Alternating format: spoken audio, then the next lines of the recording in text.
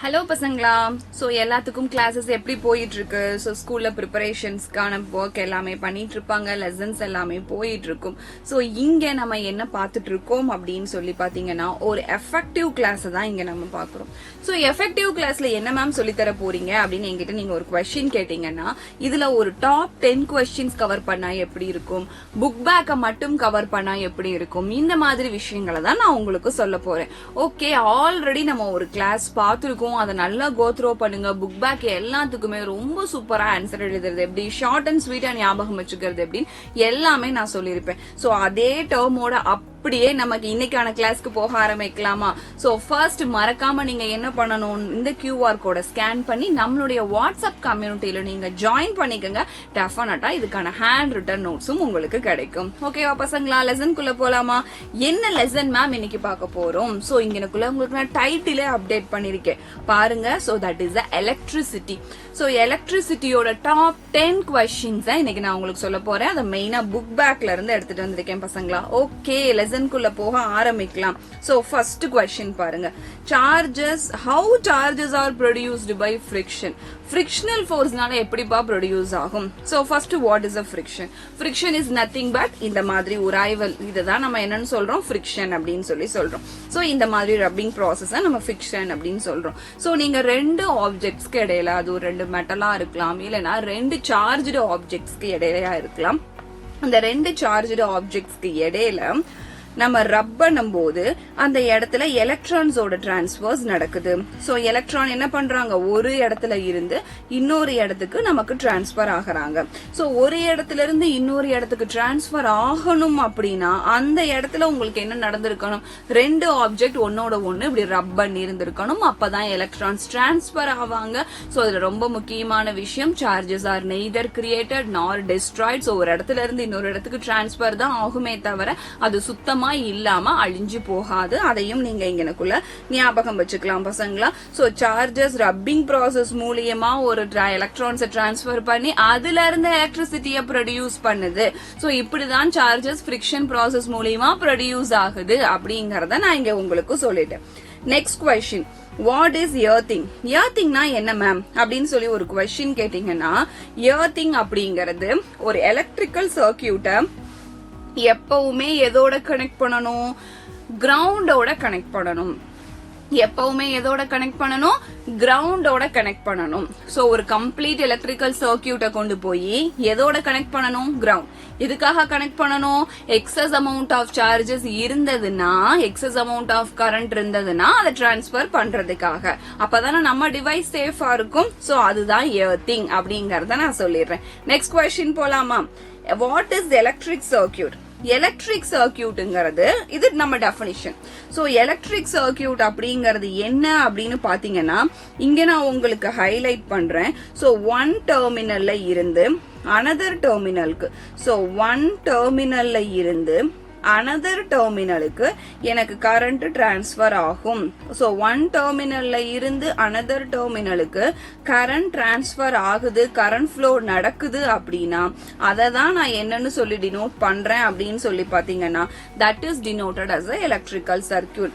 So electrons flow இருக்கணும். எங்க இருந்து எங்க மேம் ஃப்ளோ ஆகணும்னு சொல்லி கேட்டீங்கன்னா, ஒன் டெர்மினல்ல இருந்து அனதர் டெர்மினலுக்கு போகும். அதுல ஒரு டெர்மினல் பாசிட்டிவ் டெர்மினலாவும் இன்னொரு டெர்மினல் எப்படிப்பட்ட டெர்மினலா இருக்கும், நெகட்டிவ் டெர்மினலாவும் இருக்கும். அது ரெண்டுக்கு இடையில இருக்கக்கூடிய சார்ஜஸ் டிரான்ஸ்பரை தான் நம்ம இந்த இடத்துல என்னன்னு சொல்லி டினோட் பண்ணிட்டு இருக்கோம், எலக்ட்ரிக் சர்க்கியூட் அப்படின்னு சொல்லி டினோட் பண்றோம். இது வரைக்கும் கிளியரா இருக்கா பசங்களா? நெக்ஸ்ட் கொஸ்டின் போலாமா? So here our next question, what is electroplating?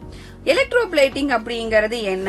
So electroplating அப்படிங்கறது என்னன்னு பாத்தீங்கன்னா, ஒரு மெட்டல் சர்ஃபேஸ், அந்த மெட்டல் சர்ஃபேஸ் மேல இன்னொரு மெட்டல் சர்ஃபேஸ் நீங்க ஆட் பண்ண, லைக் சாண்ட்விச், ஒரு பிரெட், கீழே கொஞ்சம் நம்ம தேவையான ஸ்டஃபிங்ஸ், தென் அகைன் ஒரு பிரெட். அது மாதிரி தான் எலக்ட்ரோபிளேட்டிங். So electroplating அப்படிங்கிறது deposition of one layer over the another layer of metal. இதுதான் electroplatingனு சொல்றோம். So உள்ள ஒரு மெட்டல் இருக்கும், அதுக்கு மேல அப்படி கோட்டிங் மாதிரி சாஸ் எல்லாம் டிப் பண்ணிலாம் எடுப்போம் இல்லையா, அந்த மாதிரி electroplating அப்படின்னு நம்ம இந்த இடத்துல டினோட் பண்றோம்.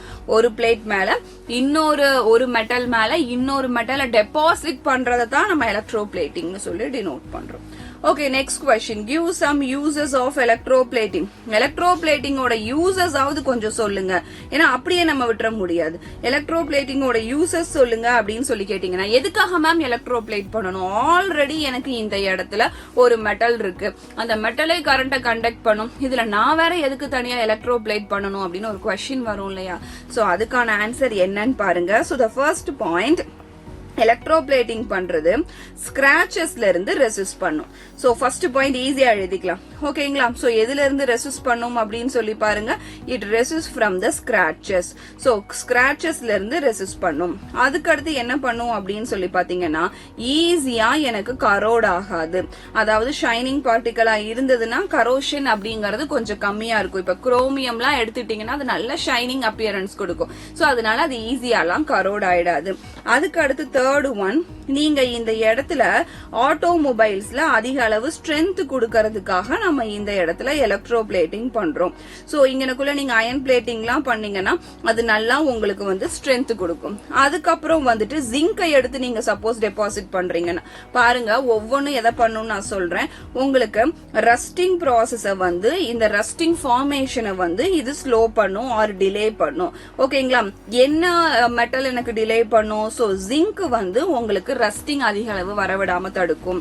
அதுக்கப்புறம் ஆட்டோமொபைலுக்கு ஸ்ட்ரென்த் கொடுக்கறது யாரு அப்படின்னு சொல்லி பாத்தீங்கன்னா, அயன் வந்து உங்களுக்கு ஸ்ட்ரென்த் கொடுக்கும். கரோட் ஆகாம யாரு தடுப்பாங்க அப்படின்னு சொல்லி பாத்தீங்கன்னா, குரோமியம்க்கு ஷைனிங் அப்பியரன்ஸ் இருக்கறனால அது கரோட் ஆகாம தடுக்கும். சோ இதெல்லாம் நடக்கறனாலதான் எலக்ட்ரோ பிளேட்டிங் பண்ணிக்கலாம் அப்படின்னு சொல்லி டிசைட் பண்ணி ஒரு எலக்ட்ரோ பிளேட்டிங்க நமக்கு பண்றாங்க. சரியா பசங்களா? அப்ப இது வரைக்கும் கொஸ்டின்ஸ் கிளியரா இருக்கா? சோ ஒவ்வொன்னையும் ப்ராப்பரா எக்ஸ்பிளைன் பண்ணிட்டே வரேன். என்ன டவுட்னாலும் நீங்க கிளியரா கேட்டுக்கணும். சரிங்களா? So next question, brief question. Explain 3 ways of charge transfer. Charge எப்படி எல்லாம் டிரான்ஸ்பர் பண்ணலாம்? So first process, charges are transfer by friction.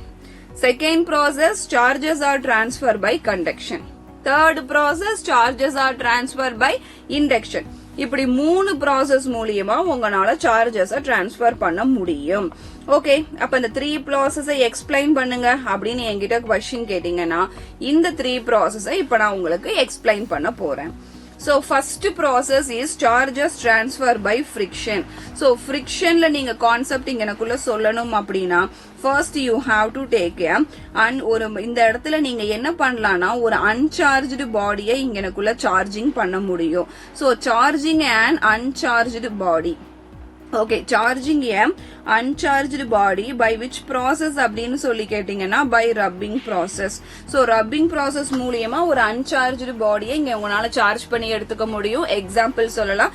Example is a paper and our comb. நம்ம வந்துட்டு ஹெட்ல ஆயில் அப்ளை பண்ணி கோம்ப நல்லா ரப் பண்ணிட்டு பேப்பர் கிட்ட கொண்டு போனோம்னா என்ன ஆகும்? உங்களுக்கு சார்ஜ் டிரான்ஸ்பர்னால அது கொஞ்ச நேரத்துக்கு ஸ்டாட்டிக் சார்ஜோட இருக்கும், பேப்பர்ஸ் அட்ராக்ட் பண்ணும்.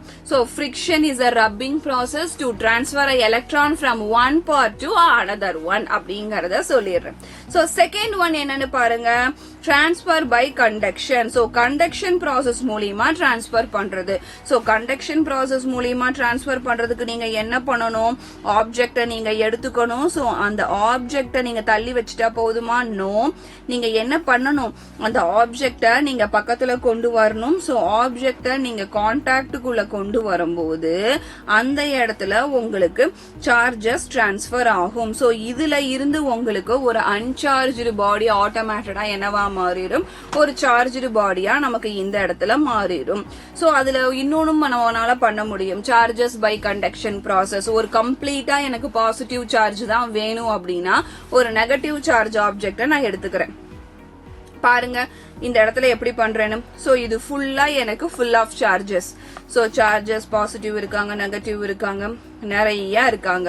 சோ இப்ப இது பக்கத்துல நான் என்ன பண்றேன் அப்படின்னு சொல்லி பாருங்க, ஒரு நெகட்டிவ் சார்ஜ் இருக்கிற ஒரு மெட்டலை வந்துட்டு பக்கத்துல கொண்டு போறேன். அப்ப என்ன நடக்கும்? இதோட நெக்ஸ்ட் ப்ராசஸா பாசிட்டிவ் சார்ஜஸ் எல்லாம் இந்த நெகட்டிவ் பக்கத்துல போய் உட்காந்துப்பாங்க.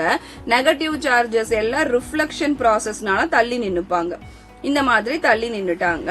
ஓகே சோ அப்ப இங்க எனக்குள்ள this is a negative charge. இப்ப என்ன பண்ணிரலாம், இத அப்படியே தூக்கி நீங்க கிரவுண்டுக்கெல்லாம் கனெக்ட் பண்ணீங்க அப்படின்னா எக்ஸஸ் இந்த நெகட்டிவ் சார்ஜ் எப்படா எஸ்கேப் ஆகும், இன்னொரு நெகட்டிவ் சார்ஜை வச்சு எனக்கு இந்த இடத்துல இது பண்ணிட்டு இருக்காங்க. இங்கனக்குள்ள பாத்தீங்கன்னாவே உங்களுக்கு தெரிஞ்சிருக்கும், இன்னொரு நெகட்டிவ் சார்ஜை வச்சு எனக்கு இந்த என்னைய வந்துட்டு விரட்டிட்டு இருக்காங்க. Because the same poles are repels each other. அப்ப same charges are repels each otherன்னு நான் ஓடணும்னு நினைக்குது. அப்ப நெகட்டிவ் சார்ஜஸ் ஓடி கிரவுண்டுக்கு வந்துரும்.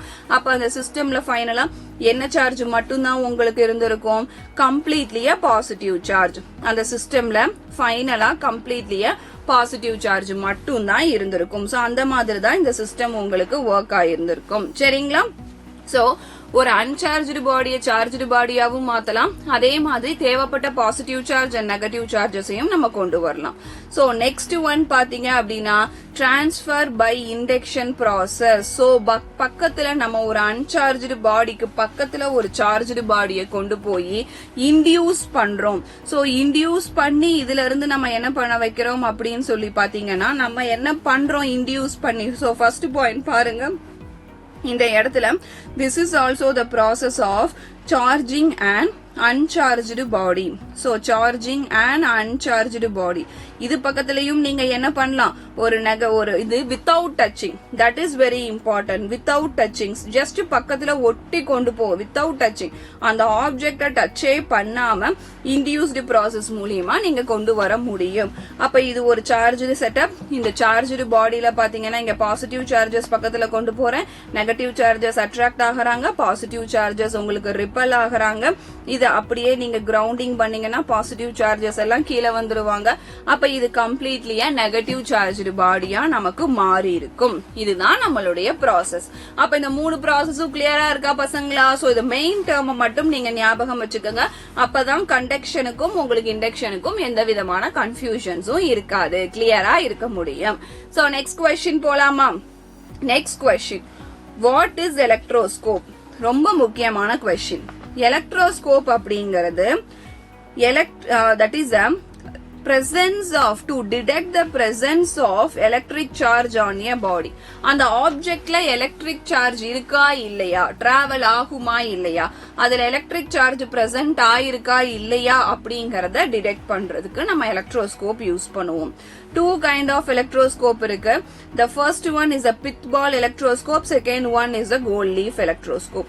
நமக்கு புக்ல இருக்கிற எக்ஸ்பெரிமெண்ட் பாத்தீங்கன்னா this kind of gold leaf electroscope. இந்த gold leaf electroscope எப்படி ஒர்க் ஆகுது, அந்த ஒர்க்கிங் ப்ராசஸ் என்ன பண்ணுதுன்னு சொல்லிடலாமா? சோ ஃபர்ஸ்ட் நான் எலக்ட்ரோஸ்கோப் எடுத்துக்கிறேன். that electroscope is made up of, first இது எதனால செஞ்சிருப்பாங்க அப்படின்னு சொல்லி பாத்தீங்கன்னா this electroscope is made up of conducting materials. அப்போ அதுவும் ஒரு மெட்டலா இருக்கிறதுக்கு சான்ஸ் இருக்கு. சோ கண்டக்டிங் மெட்டீரியல்ஸ்ல தான் உங்களுக்கு இந்த எலக்ட்ரோஸ்கோப்பை செஞ்சிருப்பாங்க. சோ நம்மளை பொறுத்த வரைக்கும் நல்லாவே தெரியும். So same charges are repels each other, opposite charges are attracts each other.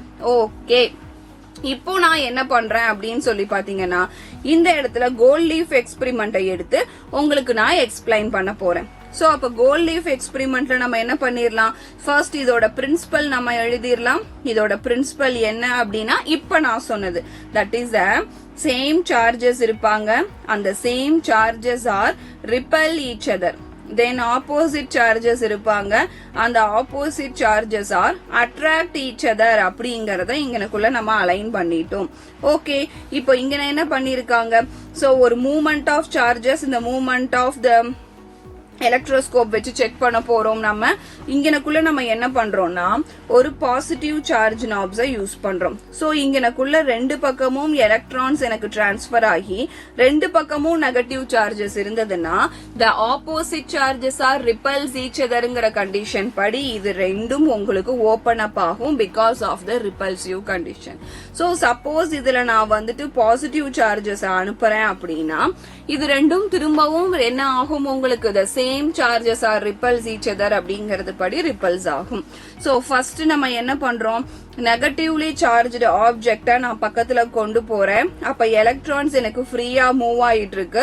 Electrons எனக்கு ஃப்ரீயா மூவ் ஆகிறது மட்டும் இல்லாம கவனமா பாருங்க மேம், நீங்க ஓபன் ஆகும் இத மட்டும் தான் சொன்னீங்க, ஏன் நீங்க இத சொல்லவே இல்லை இந்த இடத்துல அப்படின்னு கேட்டீங்கன்னா, கவனமா பாருங்க. ஒரு மெட்டல் எடுத்துக்கிறேன், இதுல ஃபுல் ஆஃப் எலக்ட்ரான்ஸ் இருக்கிற மாதிரி பாத்துக்கிறேன்.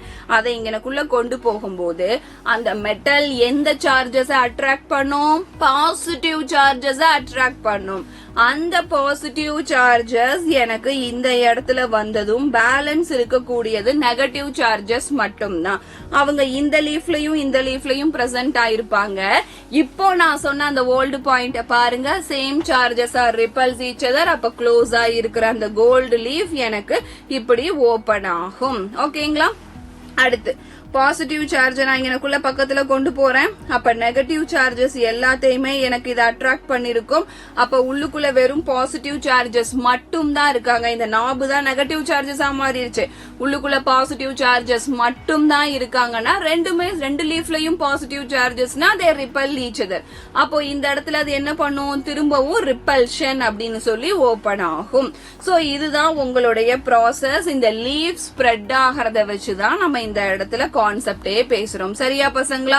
So it will starts to, இப்ப சப்போஸ் ஒரு இதுல பாசிட்டிவ் சார்ஜ் ஒரு இதுல நெகட்டிவ் சார்ஜ் இருந்ததுன்னா அந்த லீஃப் அவே ஃப்ரம் டைரக்ஷனா போகாம டுவர்ட்ஸ் த டைரக்ஷனா எனக்கு வந்திருக்கும். சோ இத வச்சு பிரசன்ஸ் ஆஃப் எலக்ட்ரிக் சார்ஜ் நம்ம கால்குலேட் பண்ணிக்கிறோம், தெரிஞ்சுக்கிறோம். சரிங்களா? So presence of electric charges இங்க நம்ம ஈஸியா தெரிஞ்சுக்கிறோம். அப்ப இந்த क्वेश्चन எல்லாத்துக்கும் கிளியரா இருக்கா?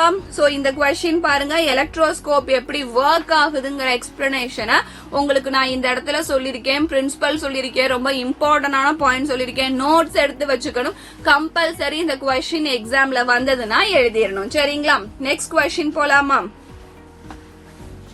Series and parallel circuit.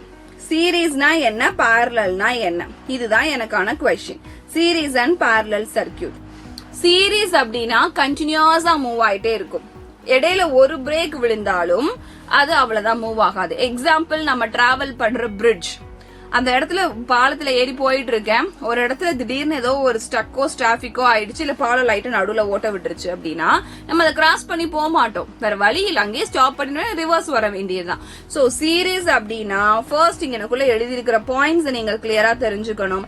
So series அப்படின்னா உங்களை பொறுத்த வரைக்கும் அதுல எவ்வளவு லைட்ஸ் வேணாலும் கனெக்ட் பண்ணிக்கலாம், ஆனா ஒரே ஒரு டைரக்ஷன் தான். இது ஒரு வழி பாதை அப்படின்னு சொல்ற மாதிரி இது ஒரே டைரக்ஷன் தான். ஒருத்தர் இடையில கட் ஆயிட்டாலும் கிராஸ் பண்ணி போக முடியாது, அப்படியே போய்க்க வேண்டியதுதான்.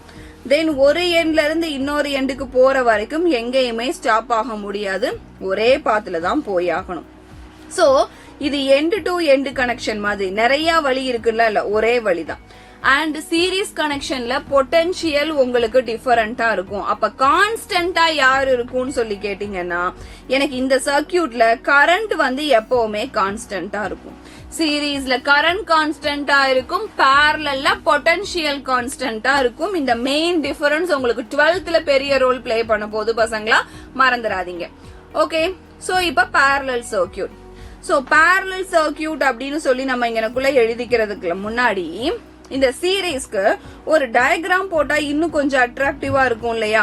சோ அப்படியே விடாம ஒரு டயக்ராம் நம்ம போட்டோம்னா இன்னும் கொஞ்சம் அட்ராக்டிவா இருக்கும். சோ அதனால நான் இந்த இடத்துல என்ன பண்றேன் அப்படின்னு சொல்லி பாருங்க, let me add the diagram. So நான் இங்க உங்களுக்கு டயக்ராம் ஆட் பண்ண போறேன். சோ டயக்ராம் ஆட் பண்ணி நமக்கு இது எப்படி ஒர்க் ஆகுது அப்படிங்கறத நம்ம பார்க்க ஆரம்பிக்கலாம். சோ இப்ப நம்ம டயக்ராம் ஆட் பண்ணலாம்.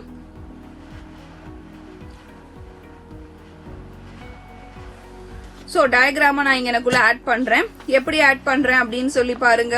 சோ த ஃபர்ஸ்ட் திங் நான் இங்கனக்குள்ள எடுத்துக்கிறது என்ன அப்படின்னு சொல்லி பாத்தீங்கன்னா, series connection explanation. So series connection நான் எக்ஸ்பிளனேஷனுக்கு என்ன பண்றேன் அப்படின்னு சொல்லி பாத்தீங்கன்னா, let us consider the நமக்கு எக்ஸ்பிளைன் சீரீஸ்னு கொடுத்திருக்காங்களா, நம்ம பல்ப் எடுத்துக்கலாம், இல்லனா resistance. this is the resistance symbol. first resistance, second resistance, third resistance எல்லாத்தையும் ஒரு பொட்டன்ஷியலோட நம்ம கனெக்ட் பண்ணியாச்சு. So this is the resistance R1, this is the resistance R2, this is the resistance R3. இப்போ இதுல எனக்கு கரண்ட் சப்ளை நடக்குது. So current supply எனக்கு எப்படி போகும், ஒரே சர்க்கியூட்ல தான் போகணும். இடையில பிரேக் ஆயிடுச்சுன்னா உங்களுக்கு என்னவாயிடும் சொல்லியிருக்கேன், அந்த இடத்துல பிரேக் ஆயிடுச்சுன்னா கரண்ட் அதை தாண்டி போகாது, ஒரே டைரக்ஷன்ல எனக்கு போகுது. One second.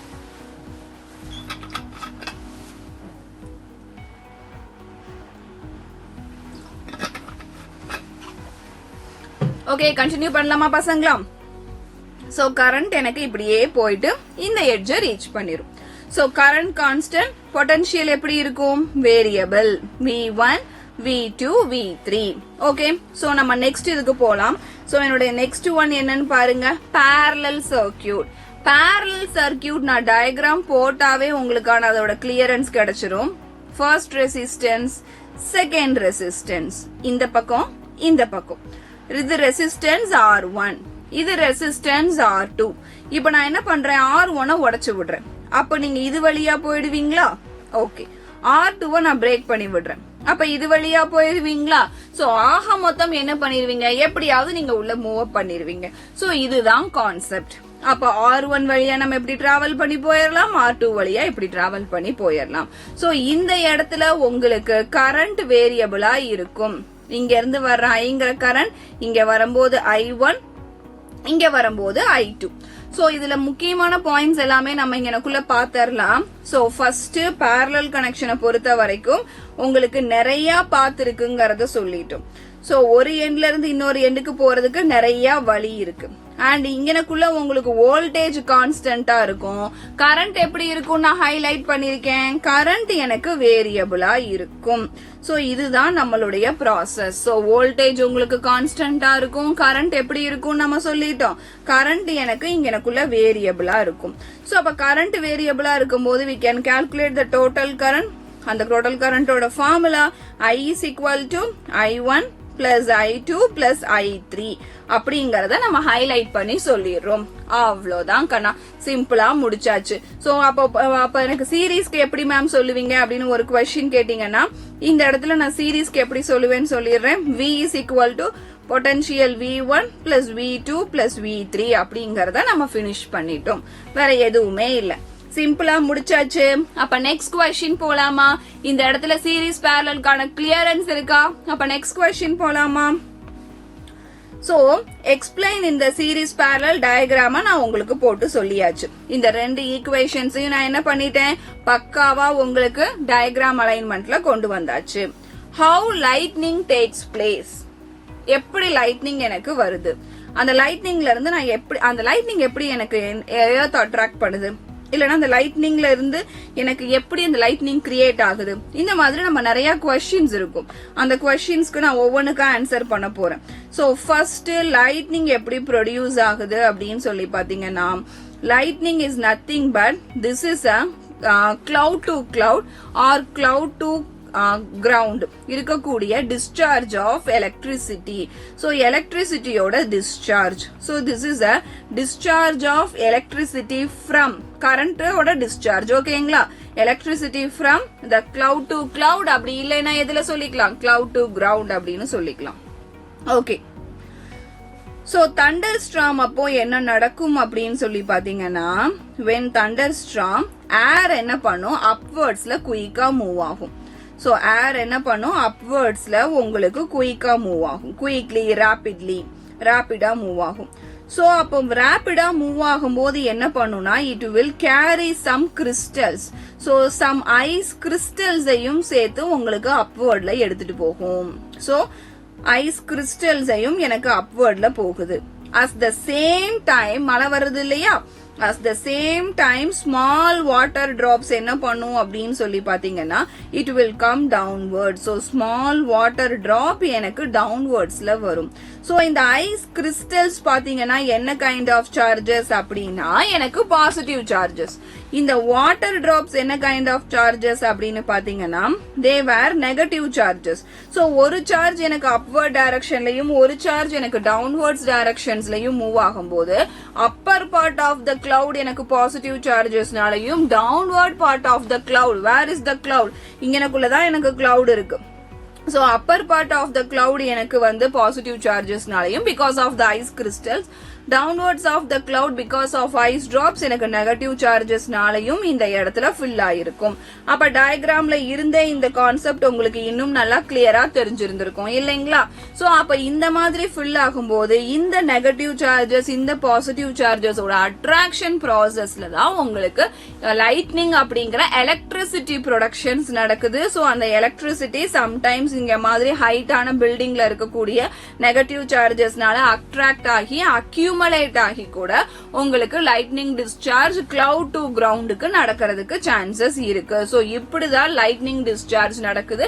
அது வரக்கூடிய பாத் அயனைஸ் பண்ணிட்டு வர்றதுனாலதான் அது ஸ்பார்க்ஸ் மாதிரி நமக்கு தெரியுது. ஏன்னா ஏர் மீடியம்ல டிராவல் பண்ணி வருதா, சோ வரக்கூடிய ஸ்பார்க்ஸ் அது அயனைஸ் பண்ணிட்டு வர்றதுனாலதான் உங்களுக்கு அது ஏர் மீடியம் மாதிரி தெரியுது. அப்படிங்கறத நான் இந்த இடத்துல ஹைலைட் பண்ணி சொல்லிடுறேன். சரியா பசங்களா? அப்ப இங்கனக்குள்ள என்ன பண்ணிட்டோம், இத பக்காவா ஹைலைட் பண்ணி நம்ம பினிஷ் பண்ணியாச்சு. ஓகே, அப்ப நெக்ஸ்ட் क्वेश्चन போலாமா? சோ லைட்னிங்ல ஏதாவது டவுட் இருந்தா தாராளமா கேட்கலாம். சோ நெக்ஸ்ட் क्वेश्चन நான் உங்களுக்கு மூவ் அப் பண்றேன். லாஸ்ட் பட் நாட் லீஸ்ட்ங்கற question, what is electroplating and இதை எப்படி பண்றது? இதுதான் வாட் இஸ் எலக்ட்ரோபிளேட்டிங் அண்ட் இதை நம்ம எப்படி பண்ணலாம் அப்படிங்கறத உங்களுக்கு கேக்குறாங்க. So first let me take the setup. ஒரு ப்ராப்பர் செட்டப் நம்ம எடுத்துக்கலாம். So this is our beaker. Beaker எடுத்தாச்சா? பீக்கர் மாதிரி இருக்குல்ல. சோ இப்ப இந்த இடத்துல ஒரு பாசிட்டிவ் பிளேட் நான் வைக்கிறேன். இந்த இடத்துல ஸ்பூன் வச்சுக்கலாம். சோ இங்கனக்குள்ள நான் என்ன பண்ணிட்டேன் அப்படின்னு சொல்லி பாத்தீங்கன்னா ஸ்பூன் நான் வச்சுட்டேன். ஓகே, இப்ப இவங்க ரெண்டு பேத்துக்கும் இடையில நீங்க என்ன பண்றீங்க, ஒரு பொட்டன்ஷியல் கனெக்ஷன் கொடுக்குறீங்க. பொட்டன்ஷியலை என்ன வேர்ட்ல சொல்லலாம், விங்கிற வேர்ட்ல சொல்லலாம். ஒரு பொட்டன்ஷியல் கனெக்ஷன் கொடுக்குறீங்க. இப்போ இது வந்து இந்த பாசிட்டிவ் சார்ஜ் வந்து என்னதுன்னு சொல்லி பாத்தீங்கன்னா this is a copper. Positive charge என்ன நேம்ல சொல்லலாம், ஆனோட். இது ஸ்பூன் தான், ஆனா இது நெகட்டிவ் சார்ஜ், அதனால கேத்தோட். சோ இந்த சொல்யூஷன் ஒன்னு நான் இங்கனக்குள்ள வச்சிருக்கேன். சோ இது என்ன சொல்யூஷன் அப்படின்னு சொல்லி பாத்தீங்கன்னா CuSO4 அப்படிங்கிற சொல்யூஷன். எந்த சொல்யூஷனுக்குள்ள போட்டு வச்சிருக்கேன், CuSO4 சொல்யூஷனுக்குள்ள நான் போட்டு வச்சிருக்கேன். So first you know what is mean by electroplating. Electroplating means ஒரு லேயர் மேல இன்னொரு லேயர் ஆஃப் மெட்டலை டெபாசிட் பண்றதா எலக்ட்ரோபிளேட்டிங். சோ இப்ப இந்த இடத்துல இதோட எக்ஸ்பெரிமெண்டல் ப்ராசஸ் எப்படி நடக்குதுன்னு பாத்தீங்கன்னா, ஃபர்ஸ்ட் காமனா கெமிக்கல் எஃபெக்ட்னாலதான், இது கெமிக்கல் ப்ராசஸ்னாலதான் எலக்ட்ரோபிளேட்டிங் பண்றாங்க. சோ கெமிக்கல் எஃபெக்டிங்னால நம்ம இங்கனக்குள்ள எலக்ட்ரிக் கரண்ட பாஸ் பண்ணி நம்மளுடைய எலக்ட்ரோபிளேட்டிங்க பண்றோம். செகண்ட், ஒரு லேயர் மேல இன்னொரு லேயரை நம்ம அப்ளை பண்றதா எலக்ட்ரோபிளேட்டிங். அதுக்கு நம்ம என்ன பண்றோம், ஒரு கிளாஸ் ஜார் எடுத்திருக்கோம், அதுல காப்பர் ஆனோட வச்சிருக்கோம், தென் ஸ்பூன் கேத்தோடு வச்சிருக்கோம். அது எந்த சொல்யூஷன்ல வச்சிருக்கோம், CuSO4 சொல்யூஷன்ல வச்சிருக்கோம். So CuSO4 is nothing but that is a copper sulfate சொல்யூஷன்ல இவங்க ரெண்டு பேத்தையும் நம்ம வச்சாச்சு. சோ காப்பர் சல்பேட் சொல்யூஷன்ஸ்ல வச்சதுக்கு அப்புறம் இப்ப இந்த பொட்டன்ஷியல் வோல்டேஜ் இருக்கு இல்லையா, அது மூலியமா நான் இங்கனக்குள்ள உங்களுக்கு எலக்ட்ரிக் கரண்ட பாஸ் பண்ணனா, எலக்ட்ரிக் கரண்ட பாஸ் பண்ணும்போது என்ன ஆகும் அப்படின்னு பாத்தீங்கன்னா, இந்த பர்டிகுலர் சொல்யூஷன்ல இருந்து தின் லேயர் ஆஃப், ஓகேங்களா, பெரிய லெவலா இல்ல, டிப் மாதிரி தான் சொல்லியிருக்கேன். So thin layer of copper. So thin layer of copper என்ன ஆகும் அப்படின்னா, it will deposited on the spoon. So உங்களுக்கு சிம்பிளா அந்த ஸ்பூன் மேல thin layer of copper deposit ஆகும். எவ்வளோ லேயர் ஆஃப் காப்பர் அந்த ஸ்பூன் மேல டெபாசிட் ஆகிருக்கோ அவ்வளோ லேயர் ஆஃப் காப்பரை எனக்கு இந்த இடத்துல இருக்கக்கூடிய ஆனோட் லாஸ் பண்ணிருக்கும். So charges will transfer neither created nor destroyed. அப்படிங்கும் போது இது எவ்வளவு லாஸ் பண்ணிருக்கோம் அதை இந்த பக்கம் ஸ்பூன்ல கொடுத்திருக்கும். அப்படிங்கறது தான் நம்ம இங்கக்குள்ள ஹைலைட் பண்ண கான்செப்ட். சரியா பசங்களா? அப்ப இது வரைக்கும் கிளியரா இருக்கா? Book back questions line by லைனா நான் சொல்லிட்டேன். அதுலயும் டாப் 10 கொஸ்டின்ஸ் இதெல்லாம் படிச்சுட்டு போயிருங்கிறதையும் நான் உங்களுக்கு ஹைலைட் பண்ணிட்டேன். இந்த ஹேண்ட் ரிட்டன் நோட்ஸுக்கு மறக்காம இந்த QR கோடை ஸ்கேன் பண்ணி நீங்க ஜாயின் பண்ணிக்கோங்க.